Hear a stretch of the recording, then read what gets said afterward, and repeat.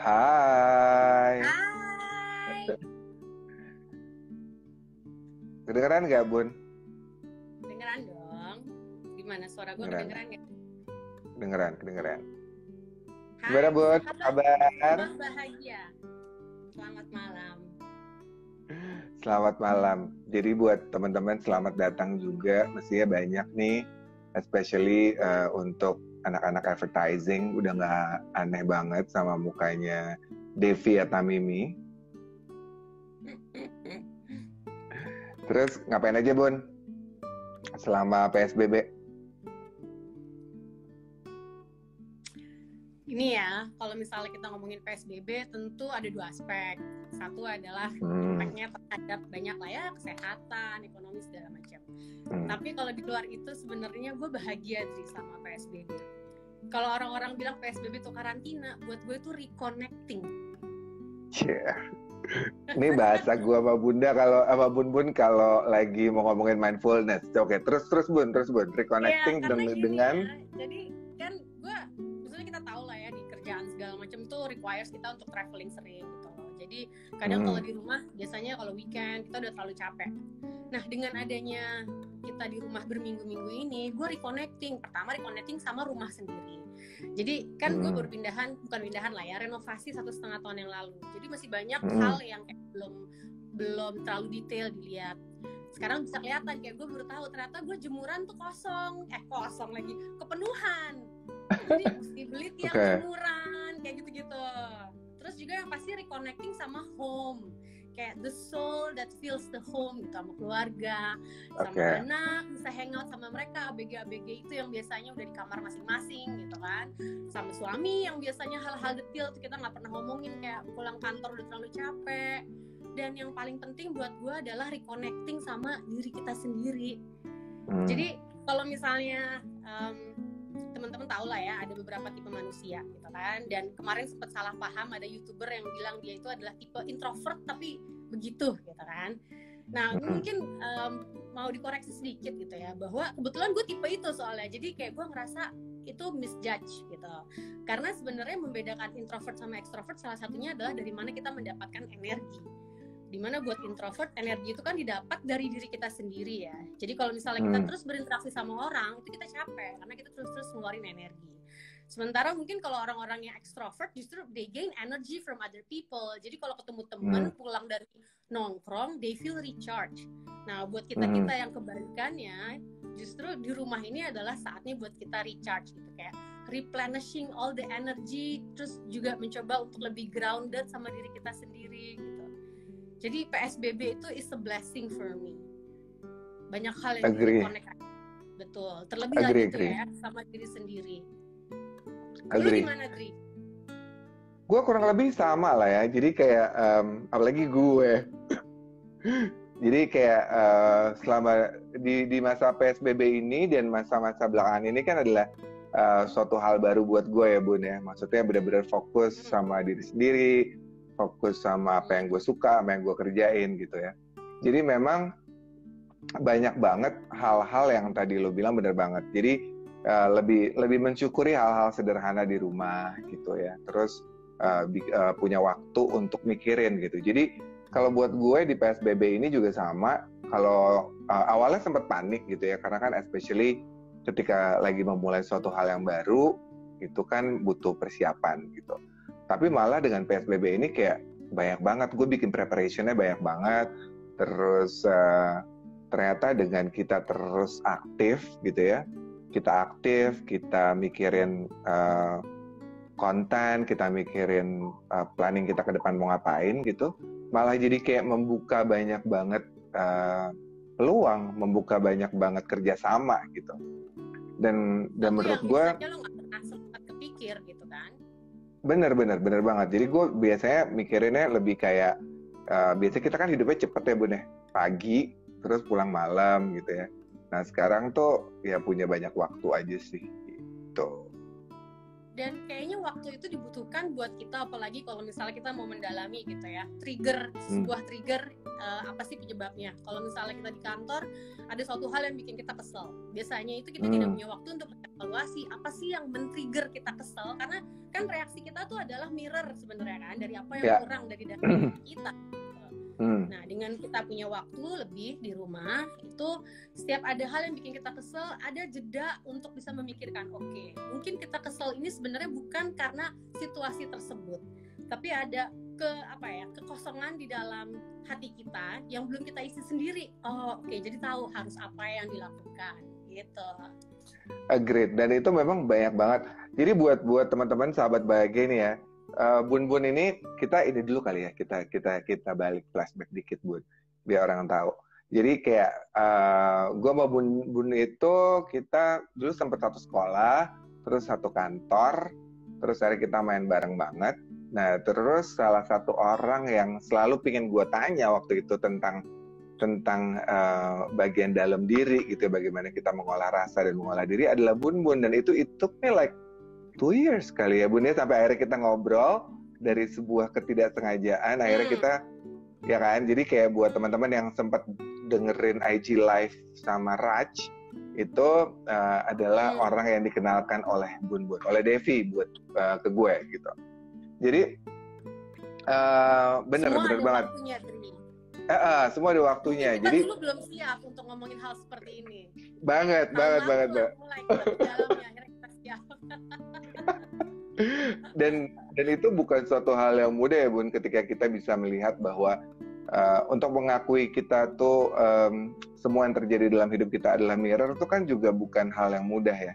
Jadi kan kesannya kalau kalau misalnya kita marah sama sesuatu, berarti ada sesuatu yang di dalam diri kita yang mungkin juga marah gitu. Nah menurut gue di masa-masa sekarang ini akhirnya lo lebih mengerti gitu bahwa oh ya mungkin kenapa situasi ini terjadi sama kita itu karena memang ada hal yang belum kita selesaikan, yang kadang-kadang kita nggak sadar ya nggak Bu? Betul, ini banyak teman-teman SMA kita nih Dri. Oh iya, Lala, ada Erika, betul nggak ya Erika? Ya. Iya. Hai Aisla Gay Boy. Oke. Terus Bun, itu kan tadi dari PSBB dan apa yang kita pelajari ya. Cuma mungkin orang-orang banyak taunya lo kan the icon of advertising. Hai. Wow. Sebenarnya lo mulai dari mana sih Bun? Waktu mulai berkarir lo? Sebenarnya ya, kan gue dulu kuliahnya adalah agribisnis. Jadi kalau cerita sedikit sebelumnya itu, gue sebenarnya waktu lulus kuliah pengennya jadi psikolog. Oke. Bingung nih, mau psikolog atau agribisnis gitu kan? Karena agribisnis di saat itu gue pengen memodernisasikan negara kita yang agraris. Akhirnya long story short, masuklah gue di IPB. Di IPB gue belajar karena agribisnis ya, jadi nggak cuma agriculture tapi ada sisi bisnisnya. Jadi gue belajar mengenai consumer behavior, gue belajar mengenai positioning a product, a brand, dan ternyata gue enjoy banget belajar hal-hal itu gitu. Jadi gue memutuskan apalagi pada saat kuliah kan anaknya nggak bisa diem ya, ikut ini ikut itu, terus jadi penyiar di radio, dan akhirnya di situ gue mulai berinteraksi lah dengan dunia broadcasting, lalu dengan dunia periklanan. Jadi pada saat sebelum lulus kuliah gue udah tahu, gue mau masuk ke dunia itu. Jadilah sebelum lulus gue udah mulai bekerja di dunia advertising. Terus akhirnya baru dan dari situ terus gitu ya sampai hari ini. Iya loh, gue nggak pernah pindah industri. Luar biasa ya. Sama kayak gue nggak pernah pindah sekolah. Dari TK sampai SMA di Regina Pacis. High five. Kalau itu emang kayak kalau itu emang orang tua kita, biasanya orang tua Bogor tuh ya dulu sekolah cuma itu aja ya Bun ya. Jadi kayak kita sekarang. Iya kayak sekarang. Pilihannya banyak. Kita biasanya dari TK, mungkin kalau dulu di Recis ada university, kita mungkin ada di situ juga ya Bun. Nah, asli kalau ada perguruan tinggi Regina Pacis tuh, di situ kita Dri.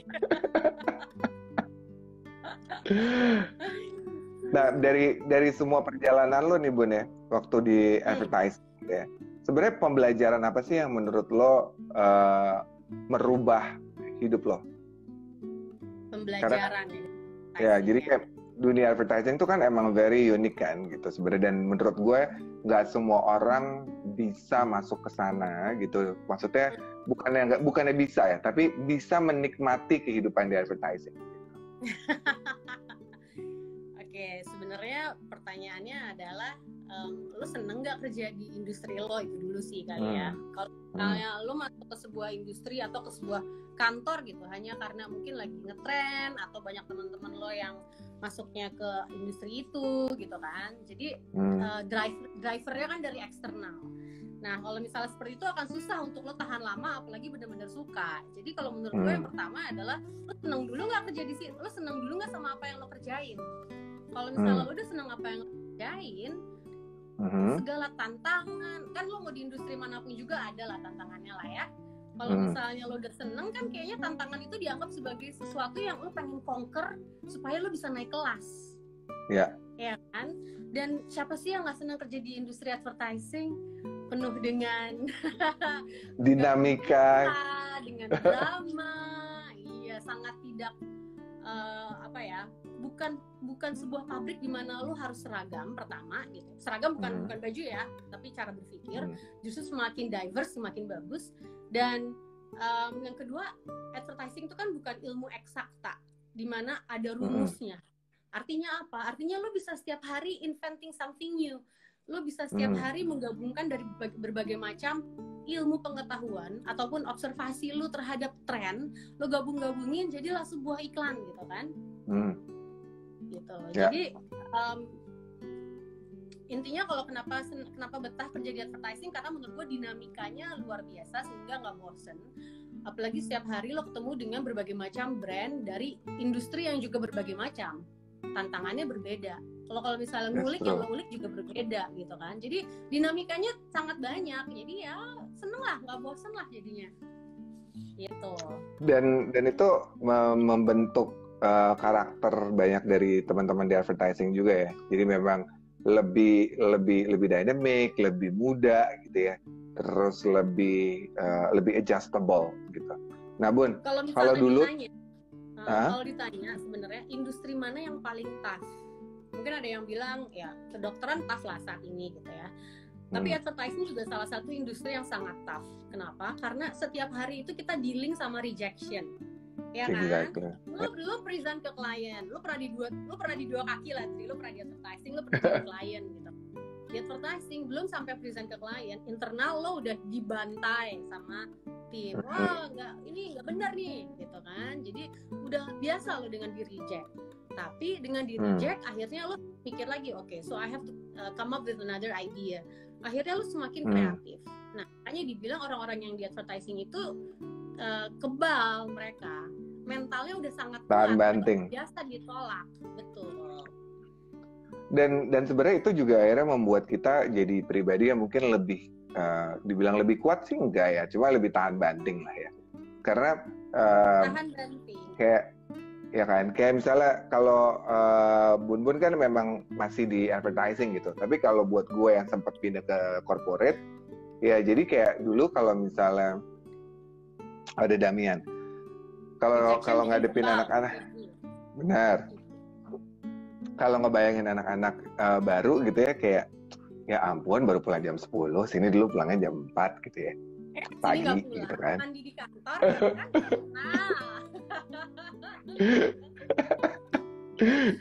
Dan tapi itu serunya ya, maksudnya akhirnya menurut gue tuh kita jadi kayak punya keluarga baru, kita punya pertemanan yang awet gitu ya, karena pernah ngalamin hal yang sama ya Bun. Nah Bun, dulu kan pertama kali tuh lo di account ya, terus akhirnya pindah ke planning tuh kenapa Bun? Iya benar, jadi dulu gue tuh anak account gitu kan. Terus beberapa tahun gue jadi anak account, mulai ada orang yang merekomen ke gue, kayaknya lo cocok deh jadi planner gitu. Sampai bahkan dulu tuh ada klien gue yang insist ngajak gue untuk pindah ke regional office, which is nggak di Indonesia, untuk jadi plannernya dia. Tapi saat itu gue ngerasa AE itu kan kayak being in the center of action ya, lu yang ngatur hidup orang gitu kan. Jadi gue saat itu mikir gue masih muda juga, kayaknya no, I wanna be the one who controls. Sampai akhirnya moment of truth-nya itu ada beberapa beberapa fase. Pertama itu jadi gue dikirim ke Cannes Advertising Festival. Saat itu masih junior banget ya. Jadi kayak wow. Di sana tuh gue kayak orang pelangak-pelongo gitu kan, ketemu sama the big shot of advertising. Nah, di malam terakhir di Cannes itu di awarding night-nya diumumkan lah. So, Network Agency of the Year is disebut sebuah agency. Nah, di saat itu gue yang masih muda tuh bilang di dalam diri gue bahwa oh, I have to be there. I have to be in the best agency gitu kan. Udahlah, pulang dari sana, gue lupa, balik kerja seperti biasa. Nah, 6 bulan dari hari itu tiba-tiba gue ditelepon sama agensi tersebut, ditelepon terus ditawarin untuk pindah jadi planner. Terus gue kayak di situ kayak wow, universe itu telah berkali-kali ngomong ke gue bahwa Dev lu jadi planner lewat orang yang berbeda-beda gitu kan, tapi gue kayak menolak. Terus di saat itu gue ngerasa ini universe udah kurang apa ngasih tau ke gue bahwa lu jadi planner Dev gitu kan. Akhirnya pindahlah gue ke agensi itu dan memulai karir gue sebagai planner, dan ternyata itu adalah salah satu keputusan terbaik di dalam karir gue. bukan agensinya menjadi planner. dan itu menurut gue itu yang akhirnya kita juga belajar ya Dev. Mungkin kalau sekarang kita udah lebih banyak belajar tentang mindfulness, dulu mungkin terlalu banyak clue-clue atau pesan-pesan yang pernah kita terima gitu kan. Cuma sekarang then when we flashback itu baru oh ya dulu tuh gini ya, oh dulu tuh gitu ya. Jadi sebenarnya nggak ada yang salah ya Bun ya. Perjalanan kita tuh perjalanan siapapun nggak ada yang salah gitu kan. Semua ada makna. Nggak ada yang salah, nggak ada yang perlu disesalin, dan semuanya akan datang di saat yang tepat. Tuh Lala tuh Bun. Kenapa lu nggak pernah cerita ini Bun? Ya, oke, mari kita bertemu nanti setelah PSBB. Oke, Bun. Terus akhirnya lo fokus di mana di planning ya, gitu kan. Terus pas habis dari planning, dulu waktu gue kerja bareng sama lo juga lo di mana di planner ya. Terus akhirnya sekarang di kantor lo yang baru, lo juga ngurusin edukasi kan. Apa sih membuat lo tertarik ke sana? Memang ada relationnya sama planner gitu. Cuma ini kan bentuknya lebih ke research dan macam-macam gitu. Nah, ceritain dong Bun, lo mungkin adalah perempuan pertama yang bisa menjadi director Hill Asian. Salah satu yang buat gue bahagia jadi planner itu adalah karena tadi ya, walaupun gue introvert yang adalah energi didapat dari within dan interaksi sama orang itu bikin gue capek, tetapi menganalisa dan mengobservasi itu gue seneng banget. Mungkin itu karena kita punya sebuah kekurangan. Akhirnya kita mengcompensate dengan gue seneng untuk mengobservasi orang gitu kan.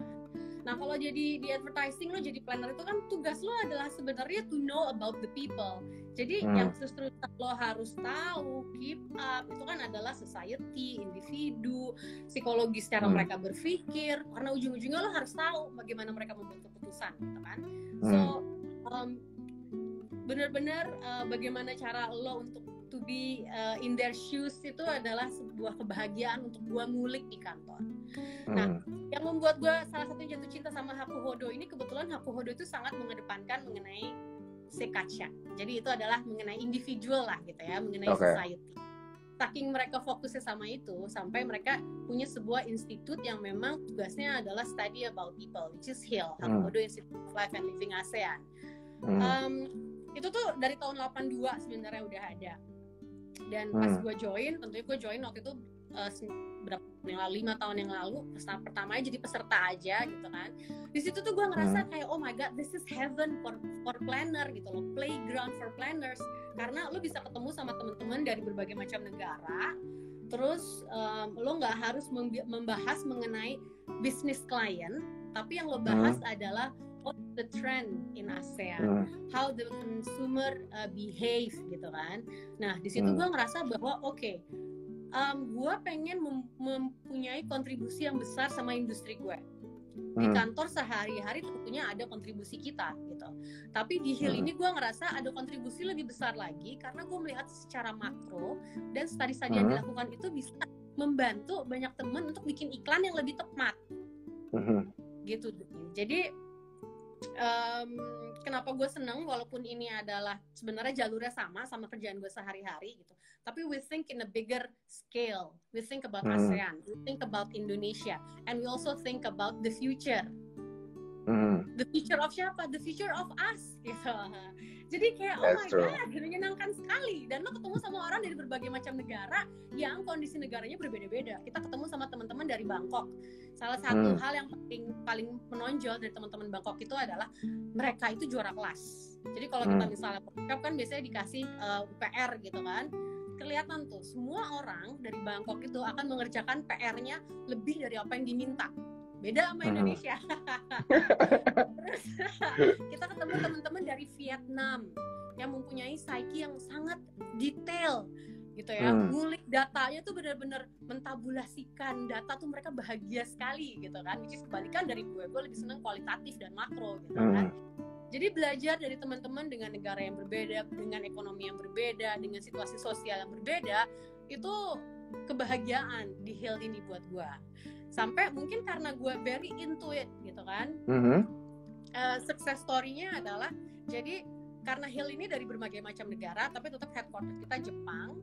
Nah selama ini Hill tuh selalu dikepalai oleh orang Jepang pastinya gitu dan laki-laki. Tapi gue berhasil untuk gain trust mereka sampai tahun lalu itu gue diangkat jadi Institute Director, which is I make history karena itu adalah gue adalah orang pertama di luar Jepang pertama yang mengepalai dan yang lebih lebih membanggakan menurut gue ya karena gue adalah manusia wanita, gue orang perempuan pertama yang jadi ketua jadi head of institute gitu, which is di sebuah perusahaan yang sangat male driven, itu lumayan breakthrough. Oke. Gitu, udah pasti jadi, sih Bun. Bukan cuma buat gue, tapi juga menurut gue ini adalah buat teman-teman di luar, buat para wanita di luar sana gitu. Ini apa sih panjang? How an introvert like you can enjoy a life being a speaker gitu bener. Tapi maksudnya udah dari dulu sih. Ini masih relate sih menurut gue Bun, karena bahwa biasanya kan orang-orang introvert itu is pemikir gitu kan. Dan bukan berarti introvert itu tuh tidak bisa bergaul, tapi memang bagaimana kita mendapatkan energinya gitu ya. Nah kalau misalnya ya kan kayak misalnya kita kebetulan gue sama Bun tuh relatively agak mirip soalnya kita tuh kesana ada di mana-mana, tapi sebenarnya kita menikmati sekali cuma duduk diam gitu ya. Kalaupun kita dinner berdua. Iya. Nonton bioskop sendiri biasa aja, makan sendiri di restoran menyenangkan sekali gitu kan. Nah itu mungkin yang itu tadi pertanyaannya dari siapa sih? Sorry. Oh dari Lala. Oke. Kenapa bisa introvert tapi enjoy life being a speaker ya lah? Sebenarnya gini, mungkin yang teman-teman nggak tahu ya, pada saat di atas panggung itu. Jadi gini, orang itu memiliki personality in their natural state sama in their pressure state. In the natural state itu mungkin ya itu tadi gue introvert, terus gue mempunyai karakteristik yang seperti ABC gitu. Tetapi kan manusia itu sangat mudah beradaptasi sebenarnya. Jadi kita juga punya a certain traits di mana kalau kita lagi in a pressured state yang keluar tuh karakteristik yang lain. Which is itu bukan kita berarti punya kepribadian yang berbeda, bukan. Hanya dalam spektrum pribadi ada kondisi di mana yang A yang akan menonjol, tapi di kondisi lain yang B yang akan menonjol. Jadi kalau di sehari-hari interaksi dengan teman mungkin gue yang A, tapi pada saat di atas panggung di mana gue punya kewajiban untuk menyampaikan sebuah ide, ya kan? Sebenarnya apa sih presentasi itu kan nyampein ide yang ada di otak lo, gagasan lo seperti apa. Otomatis karakteristik lain yang harus menonjol.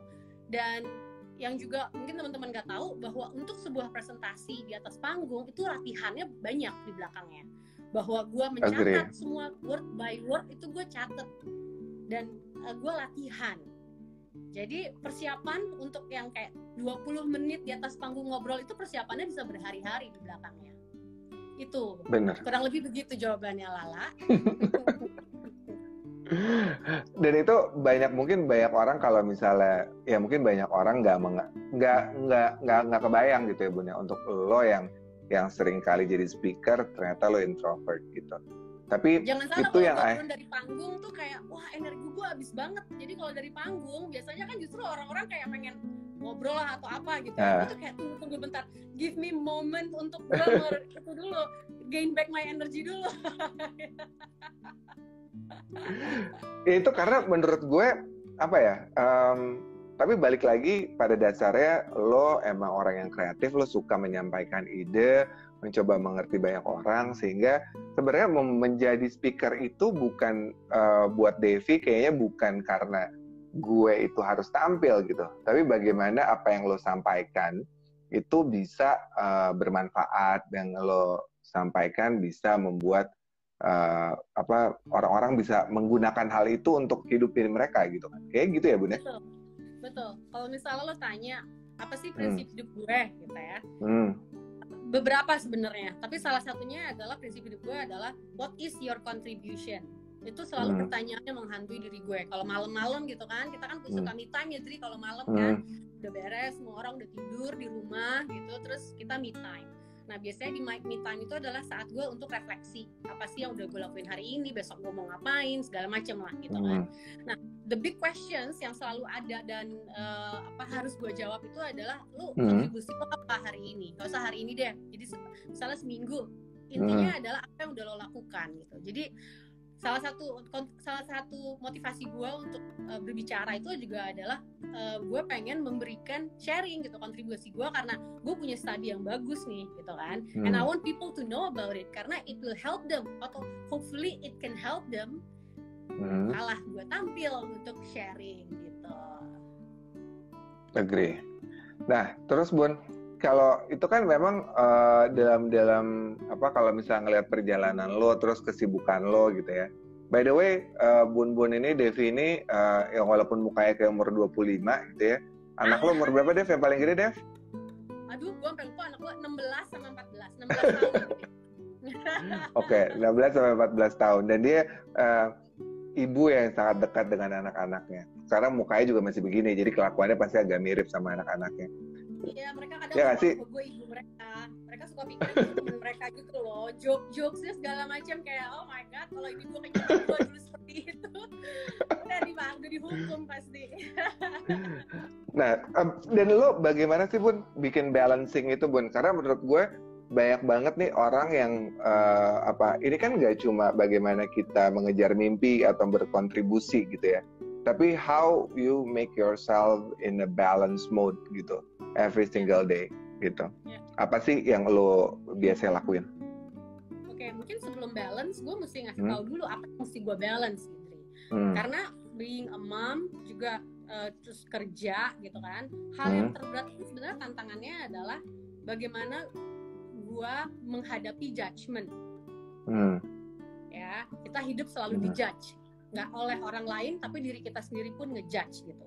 Jadi tentu pertama adalah judgment dari society, karena mereka memvonis gitu kalau misalnya ibu bekerja itu melawan kodrat gitu kan. Jadi cukup berat bagi kita untuk, walaupun mungkin orang nggak akan say it in your face gitu kan ya, tapi adalah omongan-omongan mereka yang kayaknya kalau ngantor sih anak lo siapa yang ngurus gitu. Itu kan pasti waste, itu apa ya, kayak bikin kita agak drop lah gitu kan. Jadi pertama itu bagaimana kita menghadapi judgment dari orang. Tapi sebenarnya itu tidak lebih berat dibandingkan dengan menghadapi judgment dari diri kita sendiri. Jangan salah, justru yang paling sering ngejudge itu diri kita sendiri sama apa yang kita lakukan gitu kan. Apalagi itu tadi orang-orang udah punya preconception, shared belief bahwa perempuan itu harusnya ada di rumah. Jadi secara nggak sadar I'm being very hard to myself untuk membuktikan bahwa gue bisa make it work. Nah, karena itu tadi gue being very hard of myself, jadi gue sering mempunish diri gue dulu. Karena mungkin gue ngerasa gue menghabiskan waktu banyak di luar. Jadi pada saat gue di rumah, gue mempunish diri gue dengan kayak gue harus 100% perfect gitu kan. Men, ternyata pertama itu lelah sekali. Dan bukan cuma lelah, itu nggak membuat, it doesn't bring anything good to me and to my family ternyata gitu. Karena gue being very perfectionist gitu kan. Jadi bagaimana cara menyeimbangkannya adalah menurut gue seimbangkan dulu diri kita sebenarnya, diri kita sendiri terhadap judgment tadi yang ada, terhadap preconception yang membuat kita mempertanyakan am I doing the right thing or not, gitu kan. Seimbangin itu dulu, kita lihat lagi dan kita sadarin lagi bahwa seberapapun lo berusaha untuk being perfect gitu kan, sebenarnya bukan itu yang dibutuhkan dari orang-orang di sekeliling lo. Terus juga seimbangin itu adalah bagaimana lo menyeimbangkan antara what you need and what other people need. Kita kadang-kadang pengen selalu menyenangkan orang lain gitu kan, jadi we put themselves first. Itu nggak salah, tapi selama lo tahu sebatas apa. Kadang-kadang kan kita kebablasan kan, semuanya buat orang, kita lupa diri kita sendiri gitu. Atau kebalikannya, lo terlalu egois, lo selalu mementingkan diri lo sendiri, lo tidak melihat orang-orang di sekeliling lo impactnya seperti apa.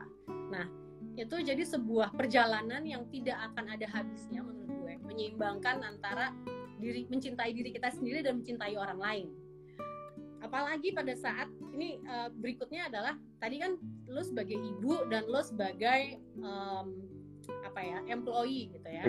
Nah, kalau misalnya lo sebagai leader, itu challenge-nya jadi lebih berat lagi antara menyeimbangkan, karena lo punya tanggung jawab.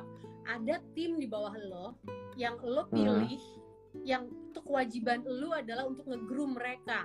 Jadi lo harus sensitif apa yang mereka butuhkan. Another add of balancing element yang harus lo masukkan ke dalam diri lo. Tapi long story short, dari semua balancing itu, semua kembali ke diri kita sendiri. Sama seperti kalau kita naik pesawat, ya kan? Kalau misalnya oksigen pas turun, yang lo pakai diri lo sebelum lo bantu orang lain. Ini juga sama. You have to balance your inner self before you can balance the world, gitu. Oke. Jadi emang ini menarik banget karena yang tadi sempat gue bilang bahwa diskusi gue sama Devi tentang hal ini pun itu baru terjadi tahun lalu ya, Dev ya. Dengan kesibukan kita mengejar mimpi-mimpi kita, mengejar apapun yang kita inginkan dalam hidup, mau kontribusi kita menjadi manusia yang bermanfaat gitu ya. Jadi at the end of the day, menurut gue this is the beauty buat semuanya, buat teman-teman yang mungkin sekarang lagi merasa kelelahan gitu ya, merasa kayaknya kok begitu banyak yang harus dikerjakan, kemudian banyak banget mimpi-mimpi yang harus dikejar. Please come back to yourself gitu, karena ya kan, karena ini tuh diskusi ini bareng sama Devi waktu itu di sebuah dinner itu kita kayak ngomongnya tuh lancar banget gitu, karena ternyata menemukan diri sendiri itu kayak the biggest, ya if I may say that, itu kayak the biggest happiness in my life gitu. Karena selama ini yang tadi Devi bilang gitu, bahwa judgment yang ada gitu ya, kayak seorang Devi Atamimi itu harus begini gitu, atau Adri Basuki harus begini gitu. Nah ternyata ketika kita mulai balik sama diri kita sendiri dan kita punya teman yang mungkin punya perjalanan yang sama atau visi misi yang sama, akhirnya kita bisa nemuin ya Dev, kayak ini tuh kembali ke dalam diri kita itu is a very beautiful journey.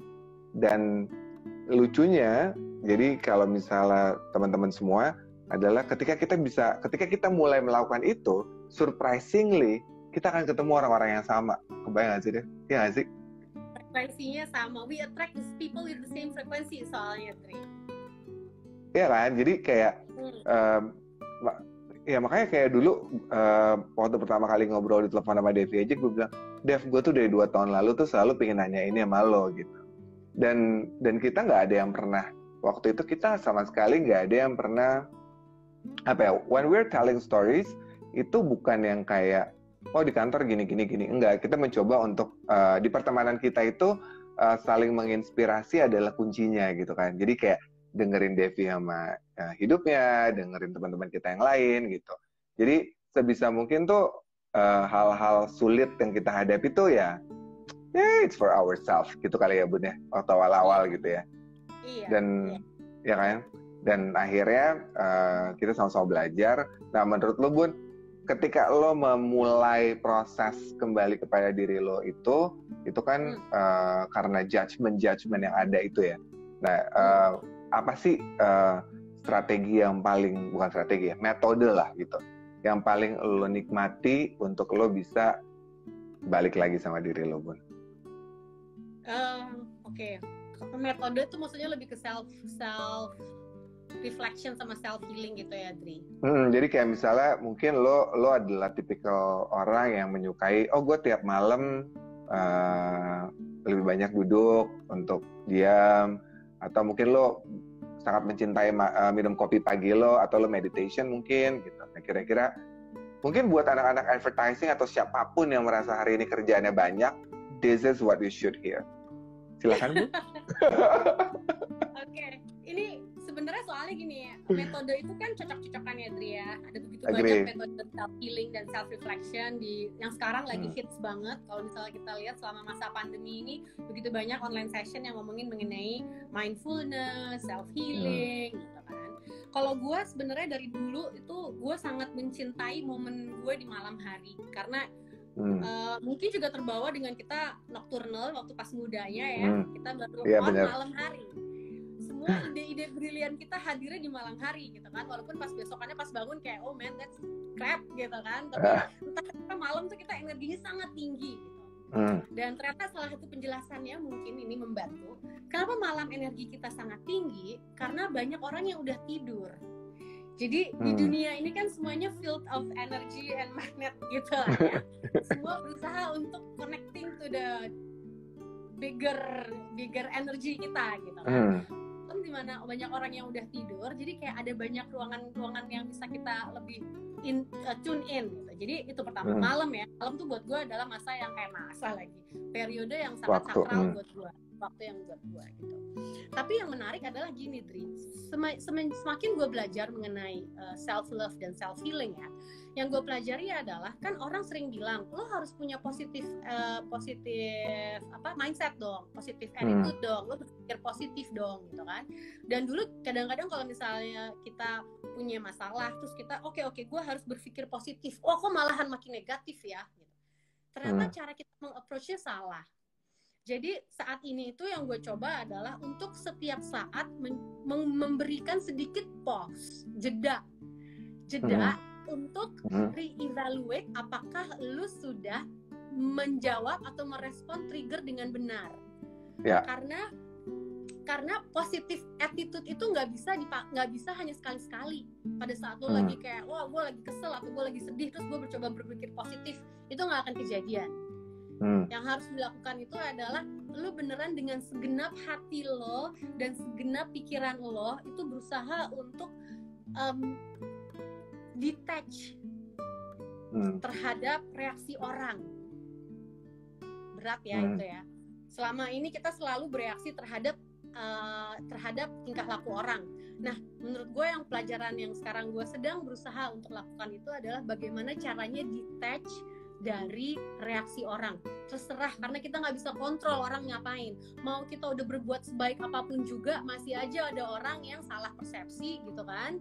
Terus dia malah berpikir yang tidak gitu, padahal niat kita baik. Jadi bagaimana caranya apapun reaksinya orang, detach aja dulu. Kita punya niat baik, itu aja. Itu mungkin yang biasanya kalau kita komennya lucu-lucu. Ini pasti angkatan lo semua nih, teman-teman lo semua nih. Betul. Ada yang mau curcol juga di sini soalnya kayaknya.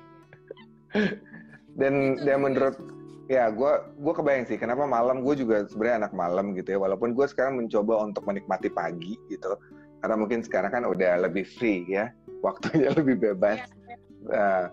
Terus sama satu lagi mungkin itu yang bisa dilakukan kalau misalnya let's say banyak orang juga merasa kesulitan dalam proses meditasi ya Bun ya. Dan kayak mungkin detach itu maksudnya adalah ketika kita mencoba untuk meditate, menenangkan diri kita, apapun yang masuk di kepala kita itu ya kita amati aja, biarkan dia ada gitu kan. Biar dia kita jangan terbawa gitu. Karena memang yang gue pelajari banget Bun sebenarnya dalam perjalanan gitu ya. Karena kan kita bekerja banyak sekali dengan banyak orang gitu. Sebenarnya pada dasarnya semua orang itu memang tidak bisa diatur bagaimana mereka akan memberikan reaksi. Nah kitanya yang sebenarnya bisa mengatur reaksi kita akan seperti apa gitu. Betul. Nah, ada nggak? Jadi kalau misalnya Ya kan? tanya gitu, kalau misalnya lu tanya, kan kita ngomongin mengenai hidup tuh pasti ujung-ujungnya adalah kita pengen bahagia gitu ya, Dri ya. Exactly. Dulu itu gue ngerasa bahagia itu adalah sebuah hasil. Jadi misalnya gue ngerasa kalau misalnya punya duit maka lo akan bahagia, atau misalnya lo menang lo akan bahagia. Jadi bahagia itu adalah hasil. Nah, gue belajar kita bahagia itu sebenarnya adalah sebuah usaha kita. Jadi nggak doesn't matter gitu ya, sebenarnya apapun kondisi yang sedang lo alamin, kalau lo berusaha untuk merasa bahagia, lo akan bahagia. Jadi itu adalah bukan sebuah perasaan pasif yang lo hanya menerima, bukan, tapi lo harus secara aktif merasakan bahagia. Ya, agree. Gue tuh ada 3 hal yang gue coba untuk selalu terapkan. Pertama itu adalah do not overthink. Susah bagi gue untuk tidak overthink, apalagi planner soalnya adalah untuk overthink. Tapi implikasinya dengan gue overthink biasanya itu adalah hal-hal negatif yang keluar. Kalau ini jadinya gimana ya, kenapa ini begini ya, terus gimana ya gitu kan. Jadi do not overthink. Lo harus mikir sebatas ya, tentu sesuai dengan kebutuhan, tapi jangan akhirnya menjadi sebuah inner argument gitu kan. Pertama, do not overthink. Lalu yang kedua adalah amplify rasa di hati, celebrate every little moments gitu loh.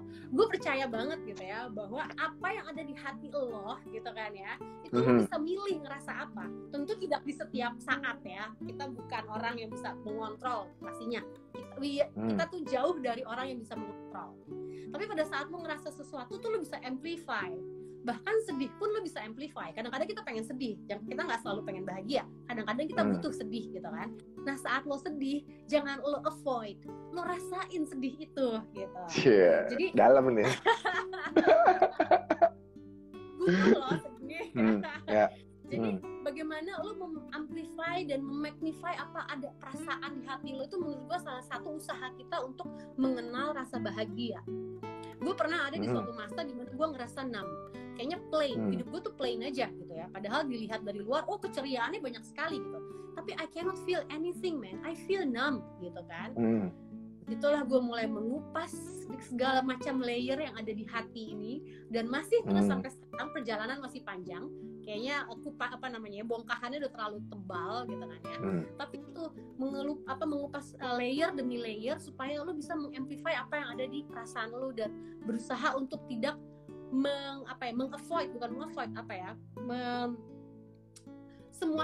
semua hal itu lo rasa menurut gue gitu. Karena itu yang menambah kekayaan hidup lo. Itu yang kedua. Yang ketiga adalah keep the energy going. Karena kita tahu bahwa we are energy gitu kan. Everything in this universe is energy. Di sekeliling kita itu adalah field of energy gitu. Jadi kalau misalnya kita mau merasa bahagia, itu akan lebih teramplify dan akan lebih lama kalau kita bisa men-sharing energi kebahagiaan itu ke orang lain gitu. Jadi kalau lo bahagia ya lo share dengan sesuatu. Kalau misalnya lo pengen share sama orang boleh, atau lo juga bisa lihat apa sih yang bikin lo bahagia, siapa yang bikin lo bahagia, lo give back ke orang itu. Jadi you have to keep the energy going gitu. Ya, agree. Ada satu yang gue pernah itu, contohnya yang paling itu adalah uang misalnya ya, uang kita ngomong. Caranya lo untuk terus meng-attract abundance in terms of uang, karena jumlah uang misalnya adalah fakta. Tapi bahwa lo menikmati fakta tersebut kan tidak selalu sama. Uang Rp1.000 bisa bikin lo happy, bisa bikin lo nggak happy gitu kan. Jadi salah satu triknya adalah pada saat lo memberikan atau mengeluarkan uang, let's say lo belum online shopping lah gitu ya. Pada saat lo klik buy, lo bilang terima kasih uang, karena uang itu telah enable lo untuk membeli kebahagiaan, let's say gitu. Jadi uang masuk juga sama, misalnya terima slip gaji ya, jangan terima slip gaji ya, buka rekening gitu ya, gaji udah masuk gitu kan, ya lu bilang gitu, oh, terima kasih uang gitu. Jadi itu salah satu contoh keep the energy going tuh gitu loh. Banget. Dan itu contohnya tuh adalah gini, kalau menurut gue, aku bikin bahagia nggak tuh? Coba iya, dijawab. Pastinya, orang dibalik semua ini adalah ayah. Dan dan menurut gue itu juga contoh yang menurut gue, gue setuju banget. Besar itu.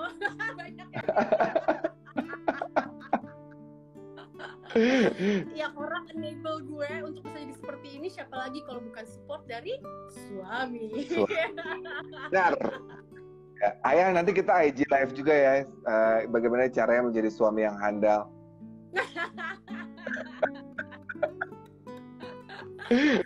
Oke Bun, jadi kalau menurut gue tuh tadi ada yang tentang bagaimana lo menikmati rasa, itu sebenarnya juga yang selalu gue selalu coba share sama orang gitu, bahwa ketika lo menikmati rasa itu emang lo harus mengenali gitu, nggak cuma mengenali rasanya gitu ya, tapi juga lo bisa mengamati bisa perubahan gesture, perubahan kata-kata gitu. Jadi itu akhirnya lo akan ingat bahwa misalnya, oh I think sekarang nih gue udah mulai negatif nih gitu, jadi lo bisa balikin lagi gitu kan.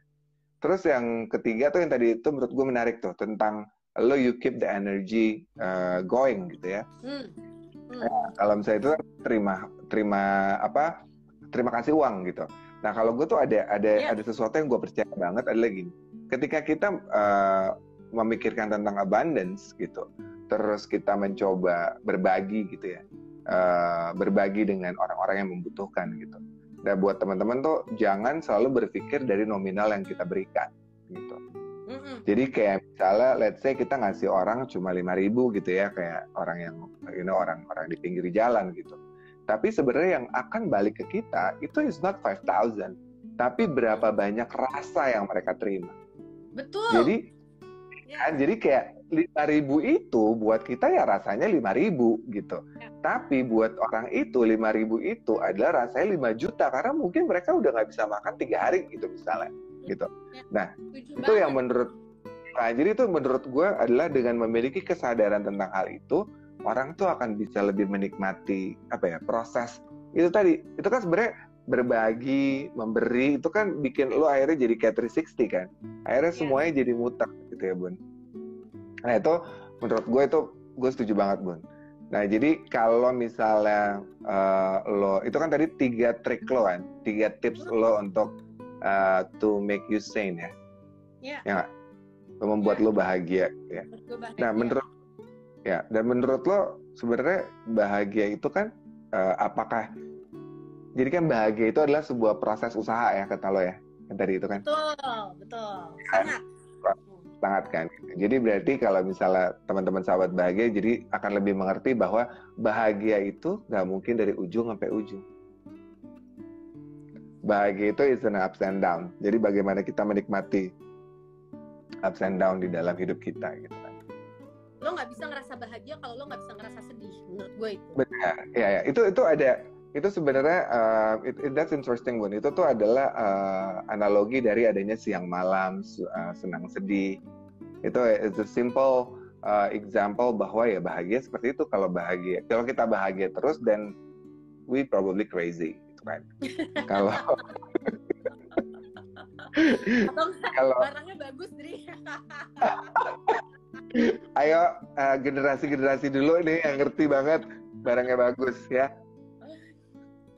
Bun, gila ya Bun ya.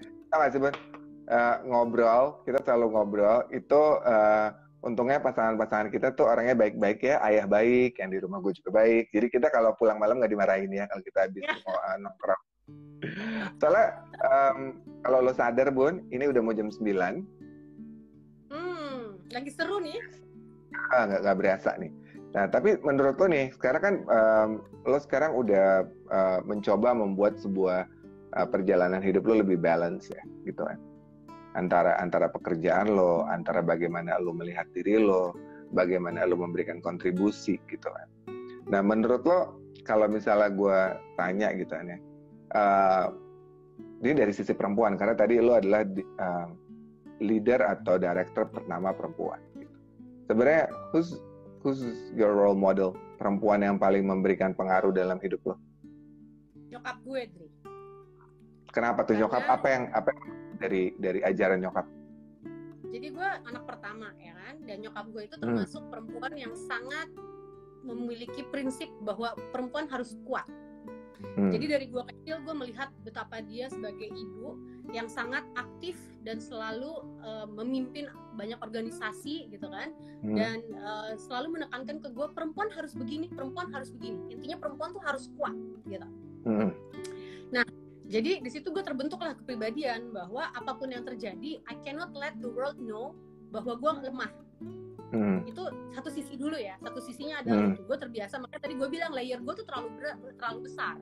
Karena gue dari kecil tuh selalu menutupi apa yang ada di dalam diri gue supaya gue terlihat kuat. Karena itu yang lagi, wah nyokap lagi nonton, mah. Mah itu kayak di TV bagus acaranya mah. Nonton TV dulu mah. Halo tante. Ya gitu. Jadi mah habis ini soalnya negatifnya mah, kan tadi udah positifnya, mama nonton TV dulu. Kan harus balance ya enggak? Ya gitu. Jadi pribadi orang yang ngebentuk gue seperti ini itu adalah nyokap gue dengan memberikan contoh perempuan harus kuat. Nah tapi again balance ya, dan jadi implikasinya pastinya itu kan pasti ada konsekuensinya, semua hal ada konsekuensinya. Nah konsekuensinya adalah karena nyokap gue dari kecil tuh selalu bilang lo harus gini. Dengan kata lo harus begini itu berarti ada hal yang lo nggak boleh begini gitu kan. Implikasinya adalah kalau lo harus A berarti lo nggak boleh B gitu. Capricorn bersabda, betul, Capricorn pula. Okay. Nah jadi gue mencoba untuk hidup di sebuah rel menurut gue. Rel yang tentunya udah ditentukan, udah di set dari gue kecil. Ini adalah rel hidup gue, gitu kan. Nah, implikasinya sebenarnya adalah karena rel ini menurut gue itu sangat membatasi gue harus jadi seperti ini. Eksplorasi gue agak kurang, Dri. Gitu. Jadi reuni. Gitu.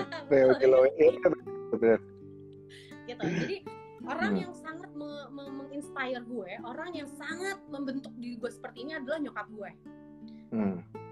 Gitu. Oke. Udah segitu aja mah, nggak jadi cerita panjang lebar.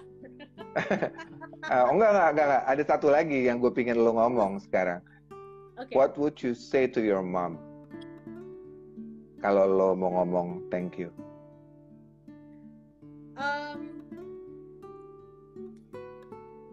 What would I say ya? Wah ini terlalu personal nih. Cuma di rumah bahagia, list pertanyaan tuh 23 ini pikirin semalaman, Dev. Gimana caranya biar interview ini nggak pernah ada di tempat lo biasa jadi speaker. Oke. Jadi sebenarnya gini yang gue ngomongin ke nyokap gue. Pertama adalah thank you, I love you mom, I forgive you. Kenapa I forgive you? Karena pasti ada konsekuensi dari semua hal yang diajarin. Karena itu saking kuatnya ya, impactnya ke gue selama gue hidup gitu kan. Pasti ada akhirnya imbasnya yang kayak kenapa gue begini itu karena nyokap gue. Itu pasti ada gitu loh.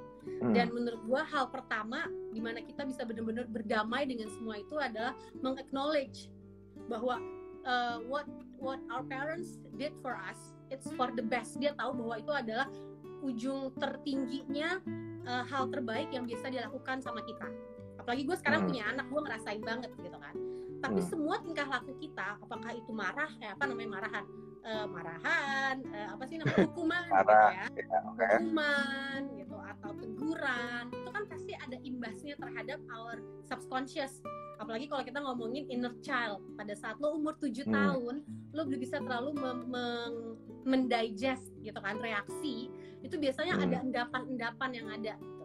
Nah, dimana itu endapannya biasanya keluarnya di saat kita udah tua seperti ini, gitu kan? Ya. Gitu. Jadi, what would I say? Thank you so much. I love you. I forgive you. Ya. Ngerti nyokap gue. Kata nyokap, kenapa lu maafin gue gitu ya? Tapi menurut gue, apapun yang nyokap udah lakuin pasti sudah membentuk lo jadi orang yang hebat kayak sekarang. Dan menurut gue semua itu tuh emang ya balik lagi gitu ya, at the end of the day kita yang bertanggung jawab dengan hidup kita, ya nggak sih Dev?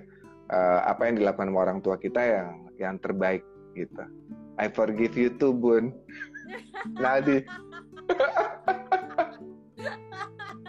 Besok lebaran rame nih kayaknya gue. Kayak lo bakal di banyak pertanyaan Bun. Apalagi sih Bun yang mimpi-mimpi lo yang belum tercapai Bun?